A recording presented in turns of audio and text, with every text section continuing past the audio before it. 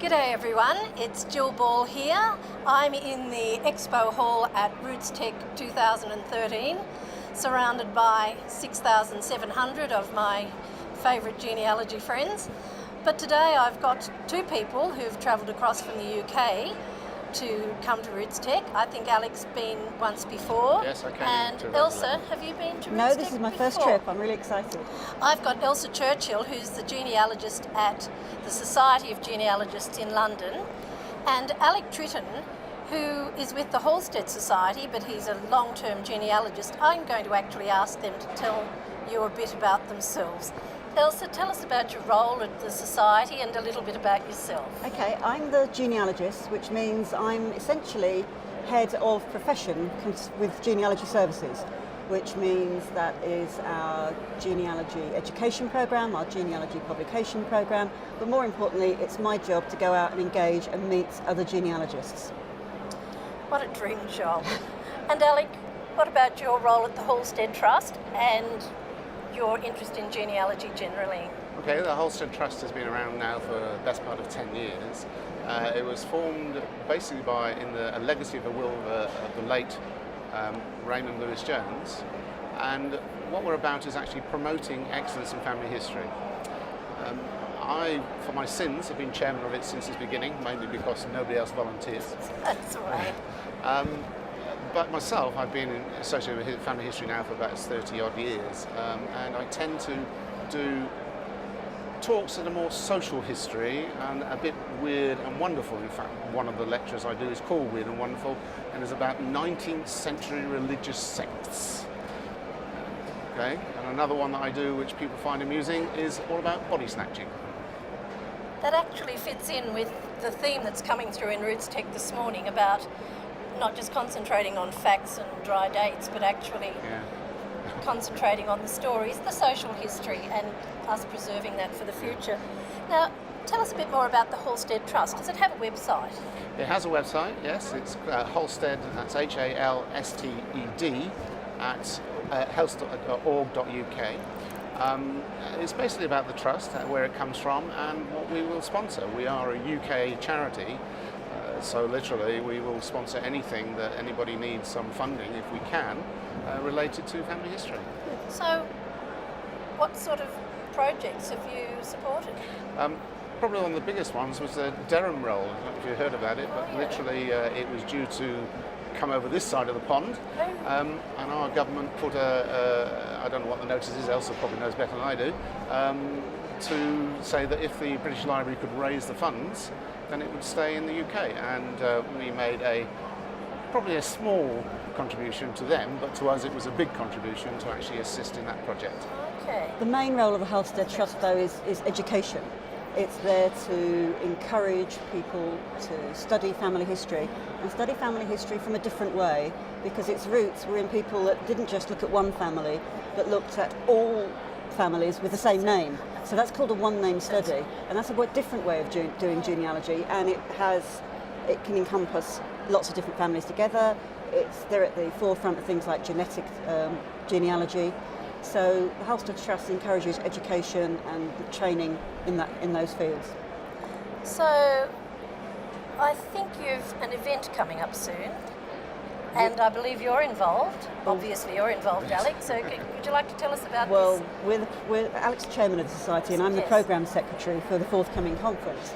It's based in Leicestershire in England on the 6th to the 8th of September, and it's concentrating this year on immigration. The biggest stumbling block of all family historians is people who move around. So the theme is immigration to, from and within the British Isles. So we look at people migrating out of the British Isles to the British former colonies and much further afield. Also people coming into the UK and immigrant communities.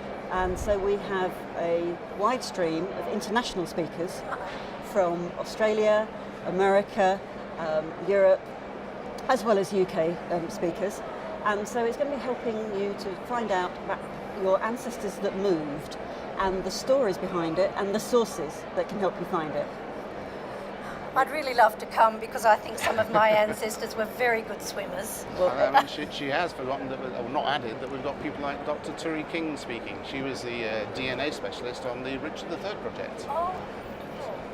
So what would an attendee expect? Well, are you going to go? Or should A I? British conference is very different to American Roots Tech Yeah, conference. It starts from Friday evening and goes through to Sunday lunchtime. And you have a wide variety of streams and topics as you'd expect at any conference, but because it's all in one place, people are resident there as well, not spread out like in lots of different hotels as you have at an American conference. You'll find that there's a great social side to the conference as well. From the minute we get down to breakfast with people talking genealogy, through to all the sessions, through to lunchtimes, through to conference, after dinner speakers and other events, and there's great social time. And genealogists will also go and retire to the bar as well. Is it what I'd call more of a boutique conference? It won't have 6,700 attendees? We would love for it to have 6,700 attendees, but I don't think it will. What will happen, we would hope to get around 300 attendees. But the great thing is that it's a one-off price. You pay one-off price, which is for everything. It includes all your accommodation. We have a banquet. We also have a drinks reception, which this year is sponsored by Fun Night Pass. We have got some very eminent sponsors, the Society of Genealogists, the Guild of One Name Studies, Family Tree magazine, and also Nick Barrett's Family History Show. Sounds wonderful. I'm sure that some people who see this interview will be most interested. Elsa, I'd just like to go back to the Society on a short time frame. Can you tell us a little bit about the Society and why someone like me, I am a member, someone like me who lives thousands of miles away would benefit from membership? Okay, well, the Society of Genealogists is the oldest genealogical society in the United Kingdom. We were founded in 1911, so we've just celebrated our centenary. We have a remarkable library, but we appreciate that not everyone can get to London to use this incredible resource that we have there. And so the Society at the moment is concentrating on digitising materials within its library. And to that effect, it's putting a lot of material online. And we're very shortly about to launch our new website. We have integrated various different things that we've been doing on our websites over the years. So it'll have a new look, it'll be easier to search, you'll be able to find things more easily. But more importantly, you can use the website to start digging down into what the Society holds. So whether you can get into the library or not, there's going to be something there for you. Being a library, not everything is ours to digitise because we're very aware of copyright restrictions. Yes. But some of the unique treasures, the unique research materials, manuscript research notes, the body of family history research that we've been collecting for the last century is going to be digitised and will be able to be searched through our website. So keep an eye on our website, sog.org.uk, and shortly you'll be able to start searching. I think I'm glad I spent was it 30-something quid? Effectively, yeah. Yes. It's about £39 for overseas pounds. members. I'm so apologies. £39 for overseas members to join per year. And that was about the same as spending 2 days in your library. Absolutely, and you don't have to be a member to come in, but it's cheaper in the long run to do so. It was good value, so I joined up. I've been a member there for over 25 years, and I still find things new every time I go. Do you get a badge for being a... I wish I did. I've got one for tweeting. We occasionally commemorate members who've been members for over 50, and we have lots of members who've been around for 50 years. Once you become a SOG member, you stay. That's fantastic. Well, I know time is short and my time's up, but I want to thank you both for speaking to us today at Roots Tech. I know all of my Australian readers will be interested in hearing what you've got to say. I don't know if they'll have enough pennies to come over for the conference, but I hope a few make it. And I hope to see a few join up the Society. So thank you, Elsa, and thank you, Ali. Thanks a lot.